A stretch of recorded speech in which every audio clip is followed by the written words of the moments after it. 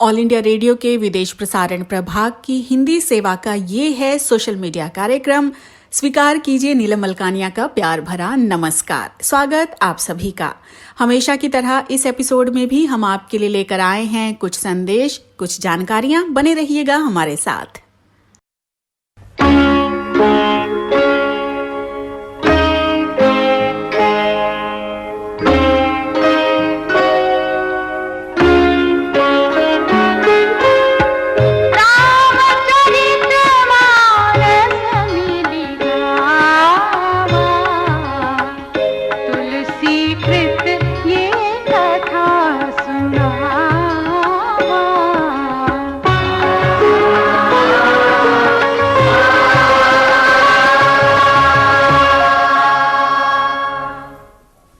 श्री रामचरितमानस की रचना के प्रारंभिक प्रसंगों में व्यास आदि श्रेष्ठ कवियों की वंदना करते हुए तुलसीदास ने रामायण के प्रणेता ऋषि वाल्मीकि के चरणों में सिर नवाया है। कहते हैं, आदि कवि के रामायण खरदूषण सहित होने पर भी अत्यंत सुंदर और सर्वथा दोषरहित है। भक्त कवि ने फिर 4 वेदों की वंदना की है, जो भव सागर पार करने के लिए जलयान के समान है। साथ ही प्रणम्य है ब्रह्मा, जिन्होंने भव सागर की रचना की, जिसमें से एक ओर अमृत, चंद्रमा तथा कामधेनु जैसे जीवनदायी निकले, तो दूसरी ओर मनुष्य रूपी विष तथा मदिरा। तुलसीदास को विश्वास है कि देवता, ब्राह्मण, पंडित, ग्रह, इन सब के चरणों की वंदना करके ही उनके मनोरथ पूरे होंगे। सरस्वती, देव नदी गंगा, शिव पार्वती आदि के सम्मुख सिर नवाकर ही वो श्री राम के निर्मल चरित्र का वर्णन कर सकेंगे। तभी उनकी भाषा तथा कविता का जो प्रभाव उन्होंने कहा है सत्य हो सकेगा। वंदऊ मुनि पद कंज रामायण जहि निरमय सखर सुकोमल मंजु दोष रहित दूषण सहित बंदऊ चार्यु वेद भव बारिधि बोहित सरिस जिन्हि न सपने हूँ खेद बरनत रघुबर बिसद जस वंदऊ विधि पद रेणु भव सागर जहि कीन जह संत सुधा ससिधे प्रगटे खल विष बारुणी विबुध विप्रबुध ग्रह चरण बंदी कहूँ कर जोरे होई प्रसन्न पुरवहु सकल मंजु मनोरथ मोरे।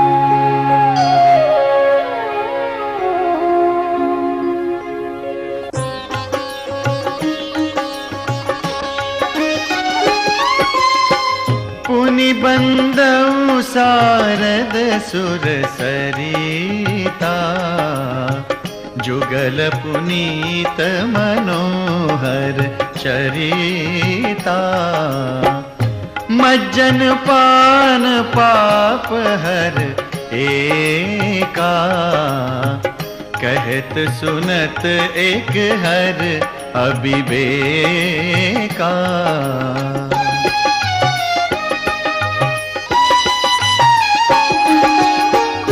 गुर पितु मातु महेश भवानी प्रणवउ दीन बंधु दिन दानी सेवक स्वामी सखासिय पी के, हित निरुपधि सब विधि तुलसी के।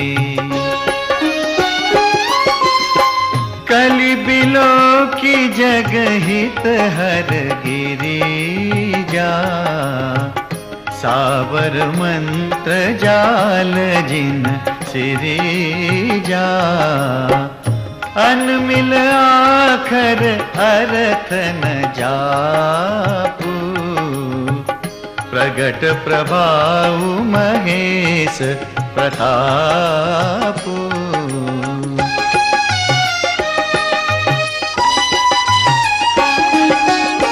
सो उमेश मोहि पर अनुकूला, करिहि कथा मुद मंगल मूला।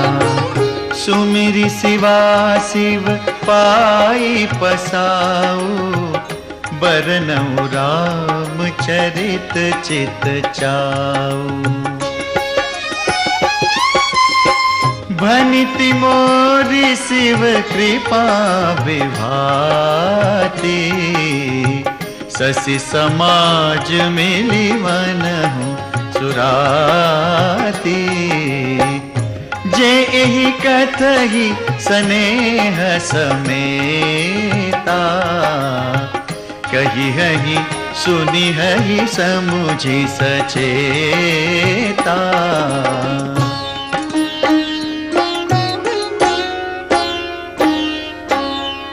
होई हहि राम चरण अनुरागी, कलिमल रहित सुमंगल भागी। सपने हूँ साचे हूँ मोहि पर, जौहर गौरी पसाऊ। तो फुर हो जो कहे सब, भाषा बनिते प्रभा।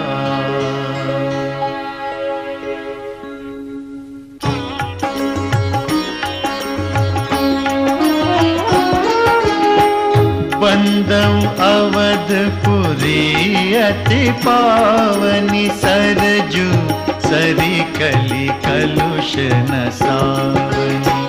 प्रणवऊ पुर नर नारी बहोरी, ममता जिन पर प्रभु ही न तोरी। सिय निंदक अग ओग न साए, लोक बिसोक बनाई बसाए। बंदऊ कौसल्या दिसि प्राची, कीरति जासु सकल जग माची।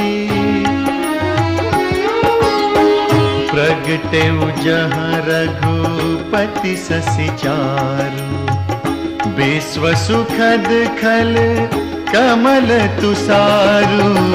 दशरथ राव सहित सब रानी, सुकृत सुमंगल मूरति मानी।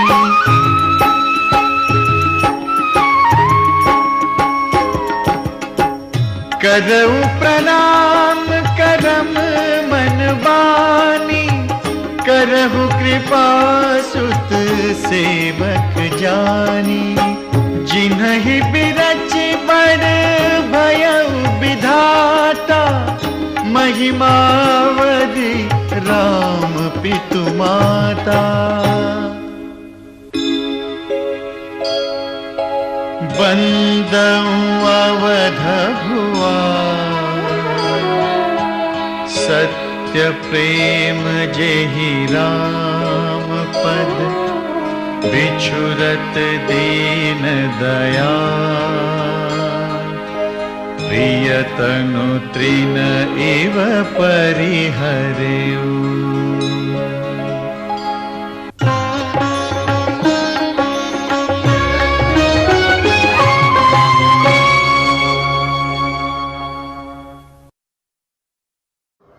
दोस्तों, आपकी खिदमत में आज एक और खूबसूरत गीत लेके आया हूँ।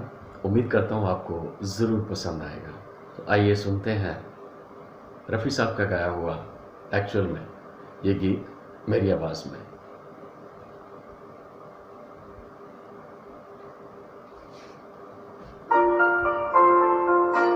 दिल की आवाज भी सुन, मेरे फसाने पे न जा, मेरी नजरों की तरफ देख, जमाने पे न जा।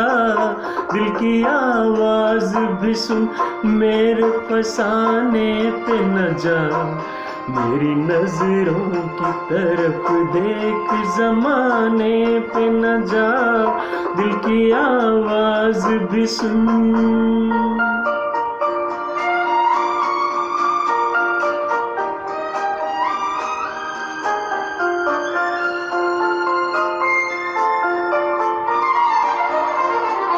एक नजर देख ले,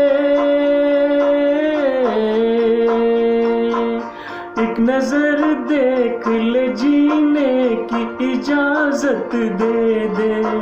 रूठने वाले वो पहली सी मोहब्बत दे दे। एक नजर देख ले, जीने की इजाजत दे दे।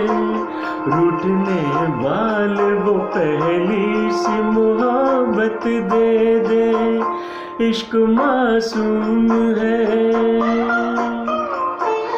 इश्क मासूम है, इल्जाम लगाने पे न जा, मेरी नजरों की तरफ देख, जमाने पे न जा। दिल की आवाज भी सुन।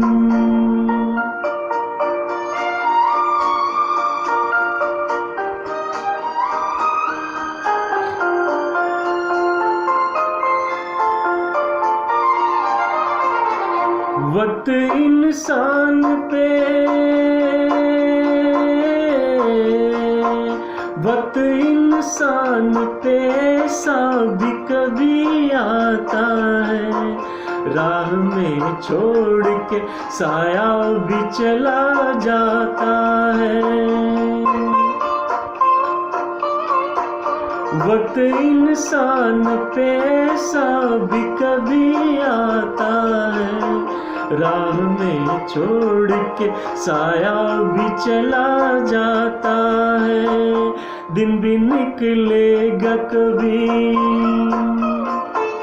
दिन भी निकलेगा कभी, रात के आने पे न जा, मेरी नजरों की तरफ देख, जमाने पे न जा। दिल की आवाज भी सुन।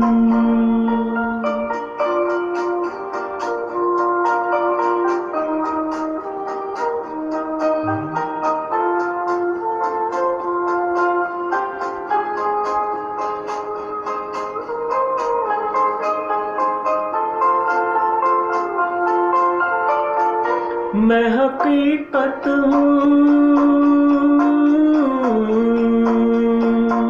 मैं हकीकत हूँ, ये एक रोज दिखाऊंगा तुझे, बेगुनाही पे मोहब्बत की रुलाऊंगा तुझे। मैं हकीकत हूँ, ये एक रोज दिखाऊंगा तुझे, बेगुनाही पे मोहब्बत की रुलाऊंगा तुझे। दाग दिल के नहीं, दाग दिल के नहीं, मिटते हैं मिटाने पे न जा, मेरी नजरों की तरफ देख, जमाने पे न जा। दिल की आवाज भी सुन, मेरे फसाने पे न जा, मेरी नजरों की तरफ देख, जमाने पे न जा। दिल की आवाज भी सुन। हर किसी में अनेक इच्छाएं रहती हैं, उन्हें पूरा करने की हम जिंदगी भर कोशिश करते रहते हैं, फिर भी हमारी इच्छाएं कभी पूरी नहीं हो पाती। दरअसल इच्छाएं पूरी करने के फेर में अनेक समस्याएं पैदा होने लगती हैं। धीरे धीरे समस्याओं का चक्रव्यूह तैयार होता जाता है और उसमें फंसते चले जाते हैं। ये वैसा ही है जैसे कि मकड़ी खुद जाला बुनती है दूसरों को फंसाने के लिए, लेकिन फिर खुद ही उसमें फंसकर जान गंवा देती है। तो अनंत कामनाओं की पूर्ति के कारण अनंत समस्याओं के चक्रव्यूह में मनुष्य जकड़ा और छटपटाता रहता है। इस चक्रव्यूह से बाहर आने के लिए कोशिश में लगा मनुष्य अपने कष्ट के लिए ईश्वर को दोष देता है, लेकिन एक भी समस्या ऐसी नहीं है जिसके लिए वो दोषी हो। फिर इन समस्याओं का हल कैसे हो? सच ये है कि हमारे चाहने पर तुरंत किसी समस्या का हल नहीं हो पाता। हो भी जाए तो दूसरी समस्या तैयार हो जाती है। जीवन का सच ये है कि मनुष्य है तो उसके सामने समस्याएं भी रहेंगी ही। समस्याओं के साथ उसका चोली दामन का रिश्ता है।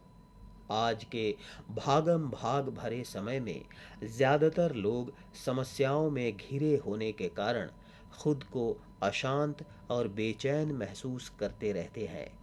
वो ये भी भूल जाते हैं कि समस्याओं के बीच रहते हुए भी सुकून से रहा जा सकता है। सच बात ये है कि भटकने से समस्याओं का निदान नहीं हो सकता। वो तो हृदय में स्थित परमात्मा को जानकर उसका चिंतन करने में होगा। वो कभी नहीं चाहता कि हाथ पर हाथ धरे बैठे रहो। तुलसीदास जी कह गए हैं, कर्म प्रधान विश्व रचि राखा, जो जस करही सो तस फल चाखा।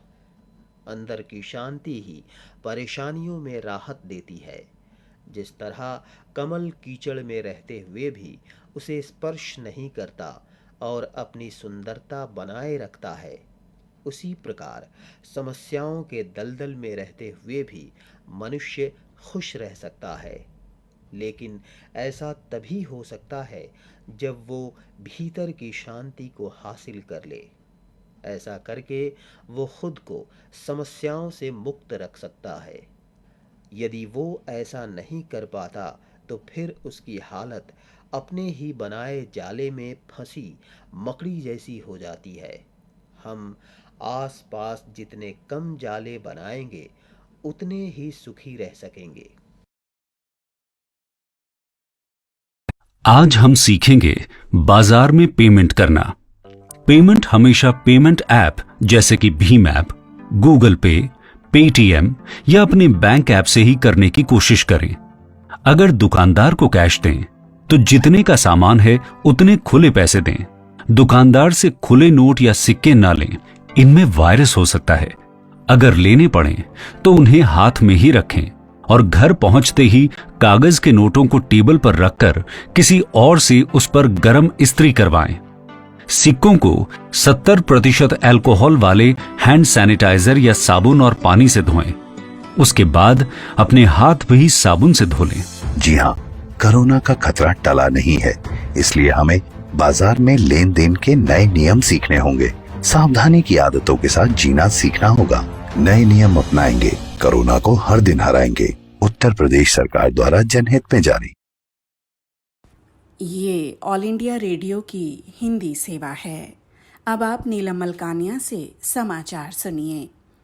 देश में कोविड-19 रोग से स्वस्थ हुए लोगों की संख्या 1,86,935 हो गई है।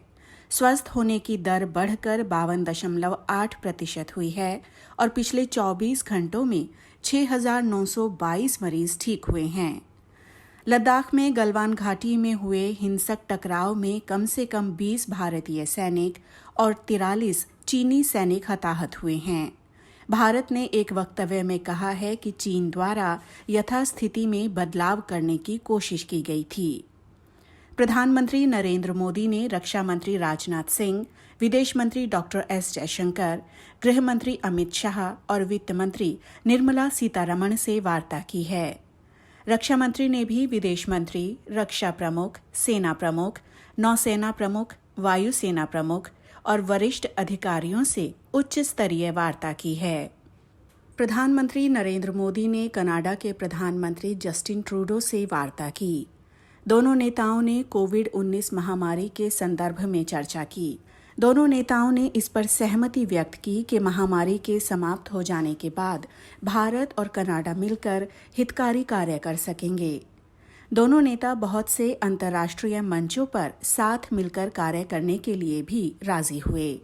ये समाचार हमें विदेश प्रसारण प्रभाग के वार्ता एकांश से प्राप्त हुए। मुख्यमंत्रियों के साथ संवाद में प्रधानमंत्री मोदी ने कहा कि अर्थव्यवस्था में स्पष्ट बहाली देखी जा सकती है। कृषि क्षेत्र के संदर्भ में प्रधानमंत्री ने कहा कि खरीफ बुआई में पिछले साल की तुलना में 12 से 13% की बढ़त देखी गई है। पाकिस्तान ने जम्मू और कश्मीर के नुगाम क्षेत्र में नियंत्रण रेखा पर गोले दागे हैं। इस वर्ष अभी तक पाकिस्तान 2000 से अधिक बार संघर्ष विराम का उल्लंघन कर चुका है। आज संयुक्त राष्ट्र महासभा संयुक्त राष्ट्र सुरक्षा परिषद 2021-2022 के लिए 5 अस्थायी पदों के दावेदारों के लिए मतदान करेगी। भारत एशिया प्रशांत पद के लिए निर्विरोध उम्मीदवार है। मैक्सिको लातिन अमेरिका कैरेबियन पद का उम्मीदवार है। केन्या और जिबूती अफ्रीकी सीट के लिए प्रयासरत हैं, जबकि कनाडा, आयरलैंड और नॉर्वे पश्चिमी यूरोपीय और 2 पदों के लिए अन्य समूह स्पर्धा में हैं। भारत की ईंधन की मांग कोविड पूर्व स्तर की 85% हो गई है। मई 2020 में ईंधन की खपत 14.65 मिलियन टन थी, जो पिछले साल की तुलना में कम है। इसी के साथ ये समाचार बुलेटिन समाप्त हुआ। आइए अब सुनते हैं सामयिक वार्ता। विषय है, प्रधानमंत्री ने कहा कि अर्थव्यवस्था में अच्छे संकेत दिख रहे हैं। आलेख कौशिक रॉय का है। वाचक हैं मनोज कुमार चौधरी। कोविड-19 महामारी से निपटने संबंधी आगे की योजनाएं तथा अनलॉक 1 के बाद उभरती स्थिति पर चर्चा करने के लिए प्रधानमंत्री ने वीडियो कॉन्फ्रेंसिंग के माध्यम से राज्यों के मुख्यमंत्रियों तथा संघ शासित प्रदेशों के लेफ्टिनेंट गवर्नरों के साथ बातचीत की। मुख्यमंत्रियों के साथ प्रधानमंत्री की इस प्रकार की ये 6वीं चर्चा थी। पूर्व की चर्चाएं 20 मार्च, 2 अप्रैल, 11 अप्रैल, 27 अप्रैल और 11 मई को हुई थी। प्रधानमंत्री ने माना कि इस महामारी से निपटने के लिए उचित समय पर लिया गया निर्णय देश में इसके प्रसार को रोकने में प्रभावशाली रहा है। उन्होंने कहा कि हम जब पीछे मुड़कर देखते हैं तो पाते हैं कि हमने विश्व के लिए सहकारी संघवाद का एक उदाहरण प्रस्तुत किया है। प्रधानमंत्री ने कहा कि हमने प्रत्येक व्यक्ति के जीवन को बचाने की कोशिश की है। उन्होंने रेखांकित किया कि यातायात के सारे साधन अब खुले हैं। लाखों प्रवासी श्रमिक अब अपने अपने गांव पहुंच चुके हैं। हजारों भारतीय नागरिक विदेश से स्वदेश लौट चुके हैं और यहां तक कि भारत का एक विशाल जनसंख्या वाला देश होने के बावजूद कोरोना वायरस को यहां शेष विश्व की तरह जीवन के लिए खतरा नहीं माना गया है। प्रधानमंत्री ने कहा कि विश्व भर के स्वास्थ्य विशेषज्ञ भारतवासियों द्वारा दिखाए गए अनुशासन की प्रशंसा कर रहे हैं। उन्होंने आगे कहा कि देश में अब संक्रमण मुक्त होने की दर 50% से अधिक है। उन्होंने ये भी कहा कि भारत उन राष्ट्रों में शामिल है जहां कोरोना वायरस के कारण कम मृत्यु हुई है। प्रधानमंत्री ने इस बात का जिक्र करते हुए कहा कि इसकी एक बड़ी वजह ये दिखती है कि अगर हम अनुशासित रहते हैं और सभी नियमों का पालन करते हैं तो कोरोना वायरस से हमें कम क्षति होगी। उन्होंने मास्क या फेस कवर के व्यवहार के महत्व पर बल देते हुए कहा कि इसके बिना हमें घर से बाहर नहीं निकलना चाहिए। उन्होंने 2 गज की दूरी के मंत्र का पालन करने, साबुन से बार बार हाथ धोने और सैनिटाइजर व्यवहार में लाने की बात पर भी बल दिया। उन्होंने आगाह करते हुए कहा कि अनुशासन में किसी भी प्रकार की लापरवाही इस विषाणु के विरुद्ध हमारी लड़ाई को कमजोर बनाएगी। प्रधानमंत्री ने कहा कि गत कुछ हफ्तों के प्रयासों से अर्थव्यवस्था में हमें अच्छे संकेत दिख रहे हैं, जिसमें पूर्व में कम हुए बिजली उपभोग में वृद्धि, इस वर्ष मई महीने में उर्वरक की बिक्री में हुई महत्वपूर्ण बढ़ोतरी, गत वर्ष की तुलना में खरीफ फसल की बुआई में हुई महत्वपूर्ण बढ़ोतरी, दोपहिया वाहनों के उत्पादन में वृद्धि, खुदरा व्यवसाय में डिजिटल भुगतान, लॉकडाउन के पहले के स्तर तक पहुंचना, मई महीने में टोल संग्रह में हुई वृद्धि और निर्यात में बढ़ोतरी आदि शामिल हैं। ये संकेत हमें नेतृत्व करने के लिए प्रेरित कर रहे हैं। श्री मोदी ने कहा कि भागीदारी करने वाले राज्यों में कृषि, बागवानी, मछली पालन तथा MSME का बड़ा महत्व है। इन सब के लिए आत्मनिर्भर भारत अभियान के अंतर्गत प्रावधान किए गए हैं। उन्होंने कहा कि अगर बैंकर्स समितियां MSME के लिए ऋण का त्वरित वितरण सुनिश्चित करती हैं, तो ये उद्योग शीघ्र काम शुरू करने के योग्य हो सकेंगे और साथ में रोजगार के अवसर भी बढ़ेंगे। छोटे कारखानों को मार्गदर्शन और सहायता की आवश्यकता होगी। व्यापार तथा उद्योग को बढ़ावा देने के लिए उन्होंने वैल्यू चेन्स पर एक साथ काम करने के महत्व का उल्लेख किया। राज्यों के विशिष्ट आर्थिक गतिविधि बिंदुओं को 24 घंटे काम करने की आवश्यकता है तथा आर्थिक गतिविधियों को और बढ़ावा देने के लिए लोडिंग और अनलोडिंग की रफ्तार को बढ़ाया जाना चाहिए।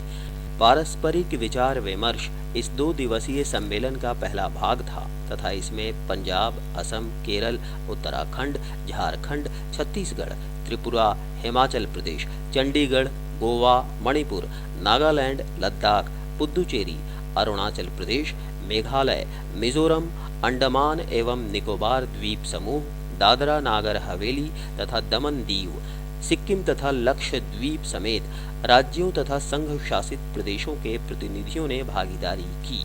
मुख्यमंत्रियों तथा लेफ्टिनेंट गवर्नरों ने इस प्रकार के चुनौतीपूर्ण समय के दौरान प्रधानमंत्री के नेतृत्व के लिए उन्हें धन्यवाद दिया।